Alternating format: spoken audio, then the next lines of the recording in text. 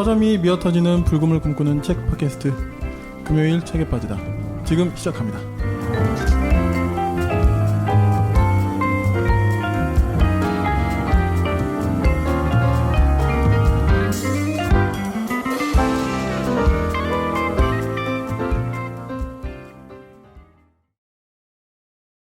네, 안녕하세요. 불곰PD입니다. 정명석 작가님과 계속 인터뷰 중이고요. 이제 3부로 돌아왔습니다. 네, 저희 본격 빨대 방송이죠. 3부에서는 저희 또 작가님의 최신작 온달 장군 살인 사건에 대해서 오늘 좀 이야기 나눠보도록 하겠습니다. 이 책은 표지가 굉장히 저는 좀 굉장히 멋지게 나온 것 같아요.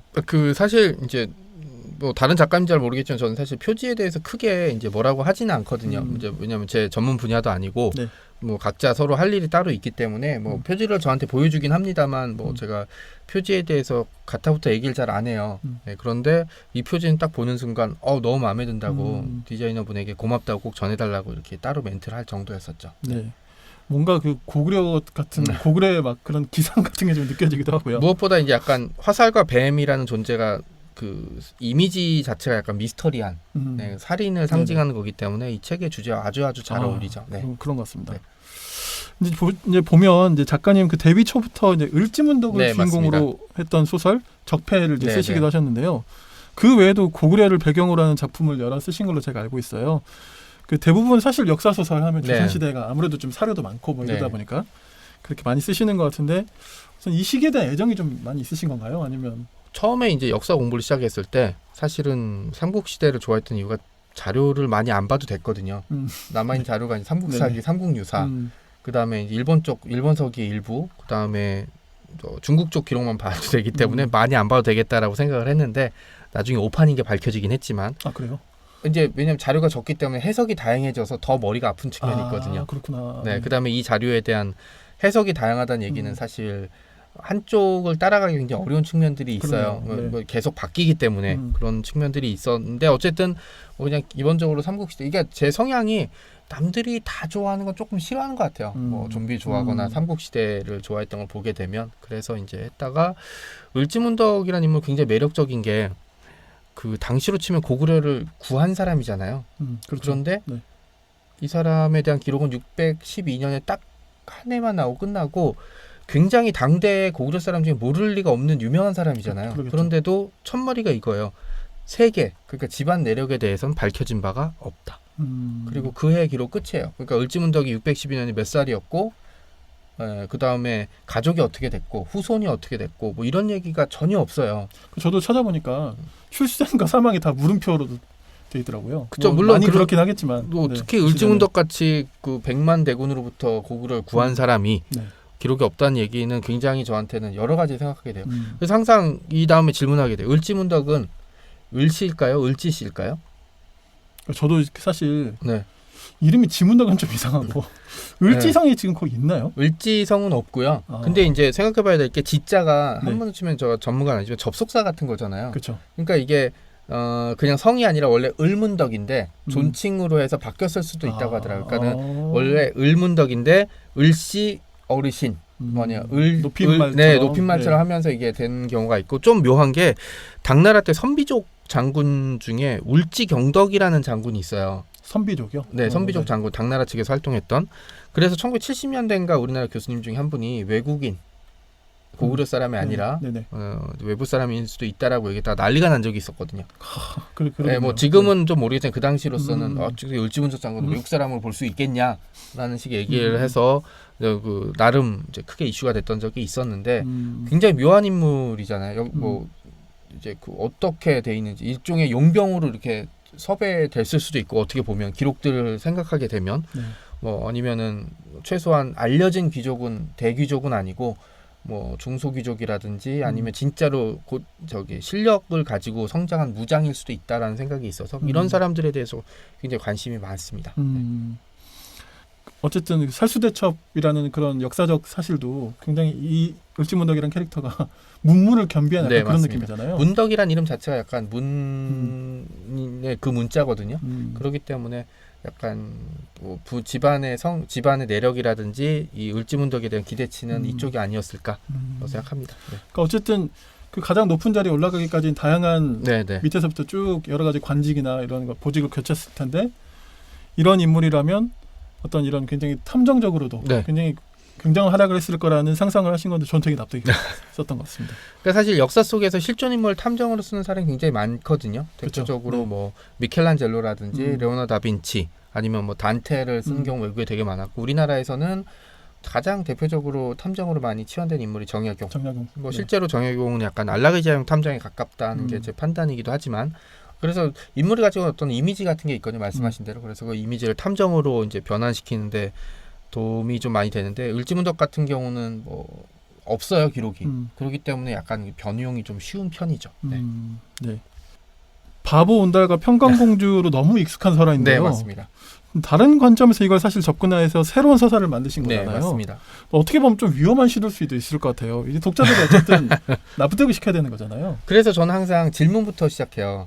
네. 그래서 온달이란 사람 어떤 게 떠오르세요 하면은 100에 99는 바보라고 하거든요. 이분은 그쵸. 돌아가신 지가 1500년이 넘었는데 네. 아직도 바보예요.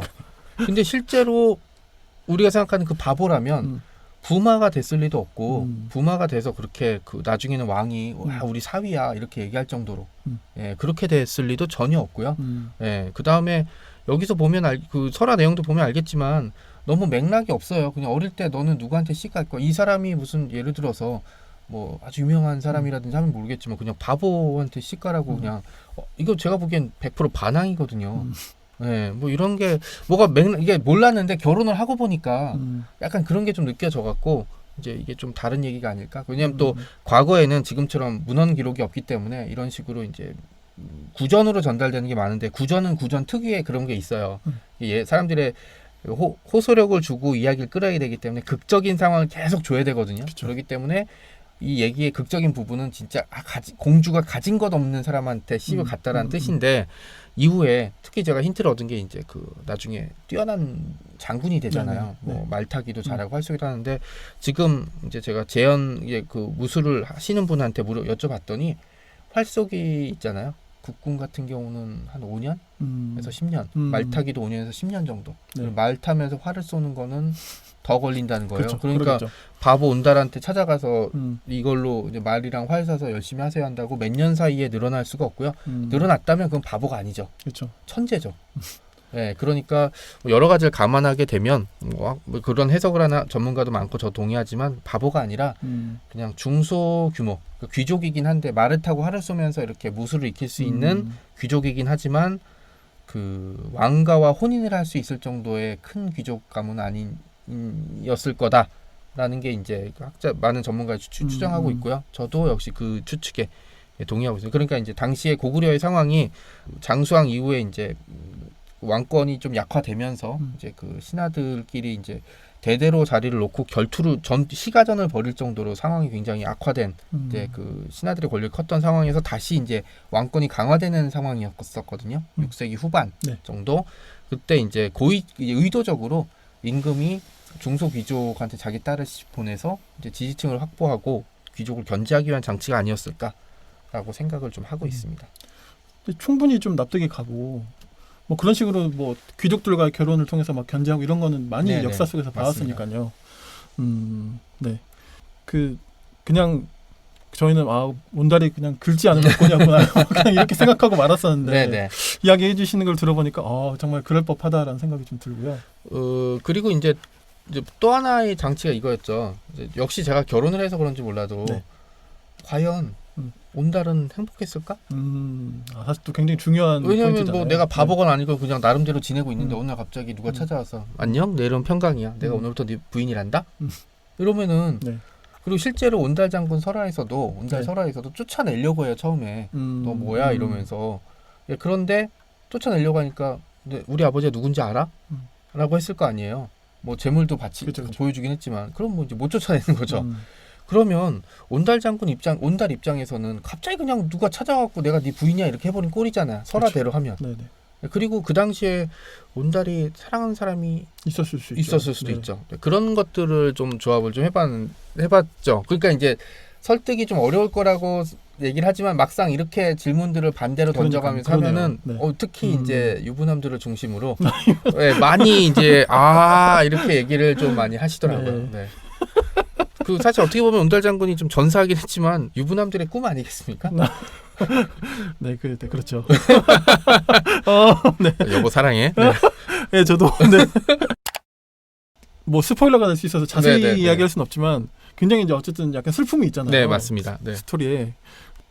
근데 약간 그 다른 작품에서도 약간 그 슬픔의 정서도 은근히 많이 담으시는 것 같아요. 왜냐하면 사실 인생이라는 게 마냥 행복할 수는 없잖아요. 네. 그 뭐라고 하지 실명을 거론해서 좀 안 됐긴 했지만 대한민국 최고의 부자 중에 한 명이라는 삼성그룹의 이재용 부회장도 지금 행복할까라는 얘기를 하게 되면 머리가 굉장히 복잡하시겠죠. 그러겠죠. 네, 머리가 굉장히 복잡하고 그 나름대로 다 고통과 이런 슬픔들을 가질 수밖에 없는 것 같아요. 인간이 가질 수 있는 아주 기본적인 정서죠. 그래서 월더스 헉슬리인가 이 사람이 예전에 했던 얘기가 지구는 다른 외계인들이 만든 지옥일 수도 있다라는 얘기를 해서 그걸 토대로 다른 이제 작품을 구상하고 있긴 하지만 그 얘기를 듣는 순간 너무 납득이 가는 거예요. 네, 그렇게 이제 인간의 정서는 기본적으로 슬픔일 수밖에 없겠죠. 그렇죠. 네. 아까 이제 일지문덕 이야기를 먼저 좀 나왔었는데, 저도 사실 뭐 살수대첩만 근데 실제로 저도 조금 검색을 해보니까 다른 기록이 뭐 별로 없는 것 같은 거예요. 612년밖에. 네.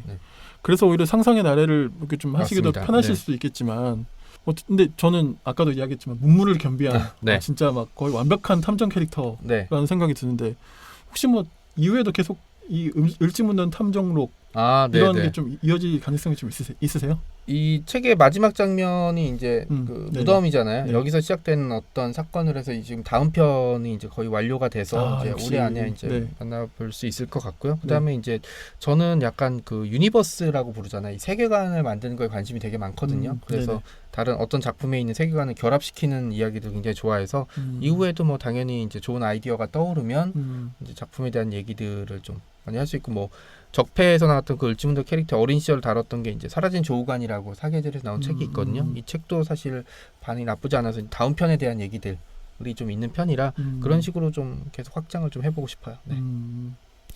점점 뭔가 이렇게 좀 그 이야기가 전체가 크게 되면서 더 풍성해지고 그런 느낌이 있습니다. 왜냐하면 이제 저는 캐릭터에 대한 관심이 굉장히 많거든요. 그래서 뭐 글을 쓰시는 분들은 다 이해하시겠지만 이제 시놉시스나 트리트먼트를 쓰고 이제 작품을 실제로 집필하다 보면은 예상치 못한 캐릭터가 자기 목소리를 낼 때가 있어요. 네, 그럴 때 되면은 어떻게 해야 되느냐라고 많이 물어보는데 그냥 그 캐릭터 가는 대로 따라가시면 돼요. 네, 그럼 이제 그렇게 돼서 실패하는 경우는 거의 없거든요. 왜냐하면 작가가 창조한 캐릭터가 스스로 자기 목소리를 이게 뭐 캐릭터가 이렇게 종이에서 튀어나와서 이렇게 말을 한다는 뜻이 아니라 생각하다 보면 원래는 이쪽으로 가야 되는데 내가 이 캐릭터를 지금까지 써왔더니 이 길이 아니라 다른 길을 갈 것 같아 라고 하면은 조금 미지의 길이긴 하지만 그 길로 일단 가보는 게 좋다라는 뜻이죠. 그래서 이제 그렇게 캐릭터들을 잡아 나가서 한 번만 쓰고 써먹기는 좀 아쉽잖아요. 좀 다양한 얘기들을 좀 하고 싶습니다. 네. 그러면 한 소설 안에서도 뭐 주인공이 있지만 여러 다른 캐릭터가 존재하잖아요. 그렇죠. 그러면 이 캐릭터들 중에도 아까 말씀하신 대로 갑자기 확 튀어나오고 이렇게 존재감을 좀 보이는 캐릭터가 생성되고 그러신 건가요? 그리고 이제 다른 캐릭터, 다른 작품에서 얘기를 해서 예를 들어서 달이 사라진 밤 같은 경우는 이제 그 전에 제가 건모잠에 대해서 관심이 많다고 했잖아요. 건모잠을 주인공으로 했던 긴 소설이 있고요. 그 소설에서 달이 부서진 밤의 초반에 나오는 그 장면이 나와요. 건모잠이 이제 그 주인공한테 부탁을 해서 뭔가를 조사를 해달라고 하고 주인공이 떠나는 장면이 그 소설의 일부분이고 이제 그게 달이 사라진 밤의 시작점이 되는 거죠. 그런 식으로 이렇게 서로 엮는 거 저는 굉장히 좋아해요. 금요일 밤에는 모두 책에 빠져봐. 풍부한 지식은 오늘 우리의 사냥감. 더 나은 세상이 다가오기를 바라는 그대가 이 시대의 진정한 철학자. 캐릭터를 구상하시고 만드실 때 좀 어떤 걸 가장 가장 신경을 많이 쓰세요? 신경을 안 써요. 왜냐면은 뭐 캐릭터를 만들 때 이런 거 있죠. 애꾸눈으로 할까 아니면 성격을 괴팍한 걸로 할까 하는데 사실 그렇게 인위적으로 하면 잘 안 나오더라고요. 그래요? 그냥 상황을 만드는 거죠. 예를 들어서 적폐에서 나왔던 뭐 그런 캐릭터도 있고 뭐 폐쇄구역 서울에서도 주인공이 있잖아요. 현준이라는. 근데 이 인물은 사실 뭐 그 좀비가 발생하는 과정에서 부모님을 잃고 어머니를 잃고 그냥 약간 자포자기한 인물이고 그래서 그런 인물이면 어떻게 할까라고 해서 사실 첫 부분을 거기서 나왔거든요. 상대방한테 좀 잔인한 상처된 얘기들을 했던 거는 의도했다면은 그렇게까지 자연스럽게 나오진 않았을 것 같아요. 예전에는 이 인물에 대해서 뭐 어떤 성격일 것 같고 얘기는 하지만 지금 같은 경우는 그냥 상황을 한번 생각을 해보고 이 상황에서 이 사람은 어떻게 얘기했을까. 물론 기본적인 성격은 있겠죠. 을지문덕 같은 경우는 탐정이 되려면 사실 기본적으로는 관찰력이 뛰어나야 되고요. 남에 대한 네. 타인에 대한 관찰력이 뛰어난다는 얘기는 타인에 대한 애정과 관심이 많다는 뜻이거든요. 이제 어떤 사람을 관찰하게 될 때 어떤 결론을 도달할 때는 이 사람에 대한 증오나 미움보다는 이 사람에 대한 애정이 시작점이 많기 때문에 그런 식의 탐정이면은 어떤 성격일 것 같고 뭐 이런 것들에 대해서 이제 머릿속으로 핑퐁 탁구공 이렇게 넘겨가듯이 이제 그 얘기는 하지만 이 사람이 일부러 뭐 채식주의자일 거다 아니면 칼을 잘 쓴다 뭐 이런 거에 대한 거는 처음에는 잘 안 해요. 왜냐하면 이게 또 앞에 얘기했듯이 캐릭터를 생성하는데 방해가 될 수 있거든요. 네, 뭐 예를 들어 어느 시점 이 사람이 칼싸움을 잘한다고 검술이 뛰어나다고 설정을 했는데 이 장면에 가보니까 이 사람은 칼을 잘 못 쓰는 게 현실적일 것 같으면 네, 그런 거에 이제 좀 혼란이 올 수 있거든요. 그래서 이제 그 부분에 대해서는 크게 생각을 잘 안 하고 있습니다. 네. 그러니까 저는 진짜 순수하게 독자의 입장에서 네. 뭐 소설을 써본 적이 없으니까요. 그냥 막연하게 좀 생각해봤을 때 약간 마인드맵처럼 이렇게 인물을 두고 이렇게 하시는 분도 계시지 않을까? 뭐 그런 생각을 좀 해본 적이 있어가지고. 그리고 아니, 사실 그렇게 작업하시는 분도 많고요. 그다음에 뭐 포스트잇으로 이제 벽에 붙여서 쓰시는 분도 많고. 저도 처음에는 이렇게 조그만 화이트보드 같은 데다 이렇게 적으면서 쓴 적이 있긴 한데 이게 이제 글이라는 건 지극히 개인적인 거기 때문에 정답이 있을 수가 없어요. 예를 들어서 뭐 노벨문학상 탄 누구가 이제 무슨 맵처럼 이렇게 해서 된다고 내가 그 방식을 써서 이제 그 답이 나올 수 있는 것도 아니고 그다음에 제가 10년 전에 그 방식을 썼다고 지금 그 방식이 맞을 수 있지는 않거든요. 그렇기 때문에 그냥 그리고 이제 이런 것들에 대해서 계속 조심한 이유가 저는 혹시 내가 실패를 하지 않기 위해서가 아닐까라는 생각을 하거든요. 근데 사실 글이라는 거는 골목길이랑 비슷해요. 골목길이요? 골목길은 길을 잃을 수밖에 없잖아요. 그렇죠. 뭐 내비도 안 되는 거고 표지판이 있을 수도 없기 때문에. 그래서 저는 항상 골목길에 대해서 얘기할 때마다 길을 잃을 자유가 있다라고 얘기를 하거든요. 왜냐하면 특정한 빌딩이라든지 포인트만 있으면 사실 그 방향으로 가면 조금 돌아갈 수는 있지만 길을 잃지는 않잖아요. 근데 사람들은 항상 어디서든 길을 잃지 않아야 된다는 강박관념이 있기 때문에 골목길에서조차 길을 잃지 않으려고 해요. 그게 저는 골목길에서 사람이 헤매는 결정적인 이유라고 생각하고 강박이 되네요, 일종의. 그게 이제 인생에 있어서 나는 실패하면 안 된다라는 강박. 왜냐면 우리나라는 패자부활전이 없으니까. 하지만 그래서는 패자부활전이 있어요.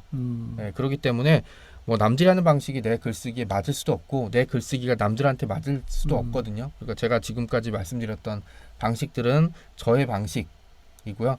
이 방식들 찾아가고 당연히 실패할 수밖에 없죠.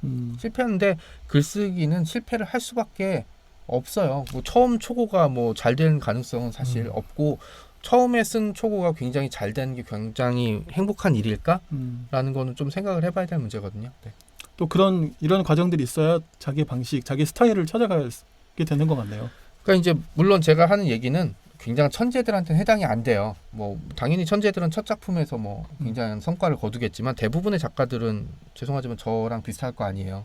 예, 이런 사람들한테는 실패가 아니라 그냥 다음 단계로 나아가는 길이라고 생각을 하셔야 돼요. 왜냐하면 제가 만약에 첫 작품이 진짜 10만 권, 20만 권 팔렸으면 저는 장담하지만 글을 못 썼을 거예요, 지금까지.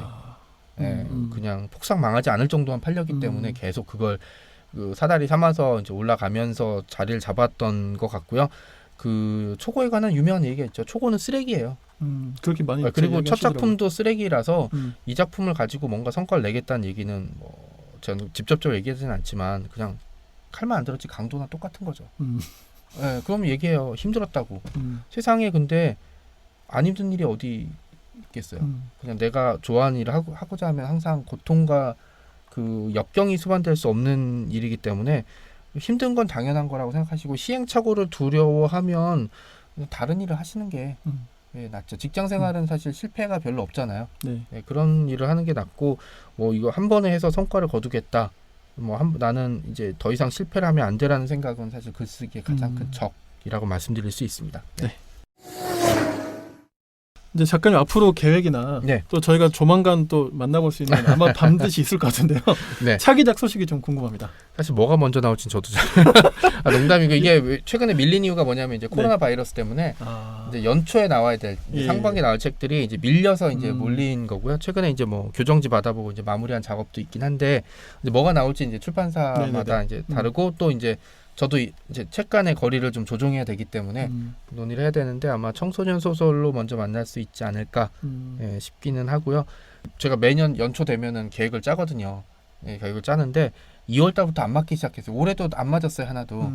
그래서 뭐 계획을 짠다기보다는 그냥 저한테 주어진 기회, 그다음에 사람들 만나서 새로운 얘기들 해보고 새로운 도전들을 해보는 거고 올해는 특히 이제 뭐 기존의 글쓰기 외에 이제 뭐 다른 거에 대한 이제 도전들을 많이 해볼 텐데 거기에 대한 성과가 어떻게 나올지는 개인적으로 저도 좀 궁금하고요. 그다음에 그게 저한테 좋은 경험이 되리라 믿고 있습니다. 네, 알겠습니다.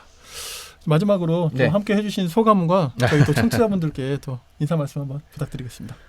긴 얘기 들어주셔서 감사드리고요. 여기까지 들었다면 진짜 긴 얘기를 들어주신 거죠. 네, 저도 사실 유튜브나 팟캐스트는 빨리빨리 감기 되게 많이 하거든요. 네. 하지만 끝은 보통 들으니까 사실 책을 많이 안 읽을 수밖에 읽지 못하는 시대잖아요. 저도 오늘 지하철 타고 오긴 했지만 상당수의 사람들이 지하철을 자거나 아니면 스마트폰을 들여다보고 있고 책을 읽은 사람은 오늘 지하철 극한에서는 저밖에 없었던 것 같아요. 네, 그럼에도 불구하고 나는 왜 책을 쓰고 있고 왜 독자들은 책을 읽을까라는 생각을 계속 하고 있는 시대가 되는데요. 결국은 교감인 것 같아요. 교감이요? 네, 그러니까 뭐 영상이라든지 다른 데서 볼 수 없었던 어떤 그 교감들이 있잖아요. 책이 가지고 텍스트가 가지고 있는 그 특유의 느낌들이 이제 사람들이 복잡하고 빨리빨리 지나가는 시대에 느리고 뒤처지는 글을 읽게 되는 원동력이 아닐까 싶고요. 사실 지금 팟캐스트랑 유튜브를 하시지만 책을 주제로 한다면 일단 한 수 접고 들어가야 되는 거거든요. 이게 네, 아무래도 네. 그럼에도 불구하고 책에 관련된 글을 쓰는 작가도 있고 편집자도 그 자리를 지키고 있고 디자이너도 그 자리에 있고 그다음에 책을 얘기하는 팟캐스트나 유튜브도 존재하고 있습니다. 그게 결국은 책이 가지고 있는 어떤 물성이나 따뜻함이 아닐까라고 생각을 하고 있고요. 그 따뜻함을 간직하는 사람이 됐으면 저도 노력하겠지만 그런 분들이 됐으면 좋겠습니다. 네, 알겠습니다. 너무 감사드리고요. 그러니까 생각해보니까 저도 뭐 유튜브를 하려면 그냥 게임 방송하고 이런 게 훨씬 더 간지성이 그나마 있을 텐데 저도 이거 내가 이거 왜 저 직장 생활하면서 저도 아직 힘들어요. 하고 있는 거라서 그런 생각이 들지만 작가님 또 이야기하시는 거 들어보니까 책이 가지고 있는 뭔가 그 책만의 그 따뜻함 또 물성이라고도 이야기해 주셨는데 저도 그 매력을 뭐랄까 좀 거부할 수 없고 또 제가 가장 하고 싶은 이야기가 결국 책인 것 같더라고요. 저도 그래서 많은 분들이 이 책에 종사하고 있고 함께 하고 있는데 또 좀 꾸준한 독자들이 더 많이 눈 밝은 독자분들이 많이 좀 나타나서 더 좀 풍성한 독서가 되면 책은 좋겠습니다. 언젠간 사라지겠죠. 언젠가는 사라지겠지만 여기 제가 책 티셔츠에 나와 있듯이 이게 왕자의 게임에 나오는 대사가 Not Today. 오늘은 그리고 우리에게는 아닐 겁니다. 뭐 말씀하신 김에 책이 사라지겠다라는 건 종이책을 말씀하시는 건가요? 종이책일 가능성이 종이책이 먼저 사라지겠죠. 그다음에 나중에는 뭔가 읽거나 보는 것도 SF적인 관점에서 사라질 수 있겠죠. 이것도 과정을 거쳐야 되니까 그냥 이렇게 무슨 USB 같은 걸 여기 딱 꽂으면 그런 거 많이 상상하잖아요. 아니면 그것도 귀찮으면 이런 방 이제 녹음하기 위해 들어온 이런 방 같은 데 들어오면 따라라라 이렇게 들어가지 않을까요? 그렇게 되면 이제 텍스트가 먼저 사라지겠고 영상도 사라지겠죠. 영상도. 그럼요. 그렇죠. 저기 텍스트 나오면 영상이에요. 너희들은 남아 있을 것 같아? 사양 산업의 거의 끝에 지금 저희가. 그렇죠? 네. 하여튼 오늘 긴 시간 저희와 이렇게 함께 이야기 나눠주셔서 감사드리고요. 또 다음에 또 한번 기회 되시면 저희 또 놀러 와주시면 언제든지 불러주십시오. 감사합니다, 작가님. 네, 그러면 저희 1부, 2부, 3부에 거친 이 긴 인터뷰 또 정명섭 작가님과 함께했고요. 다음에 또 기회 되면 또 저희가 함께해 주시면 감사하겠습니다. 물론이죠. 감사합니다. 네, 작가님 오늘 수고 많으셨습니다. 네, 고맙습니다. 네, 감사합니다.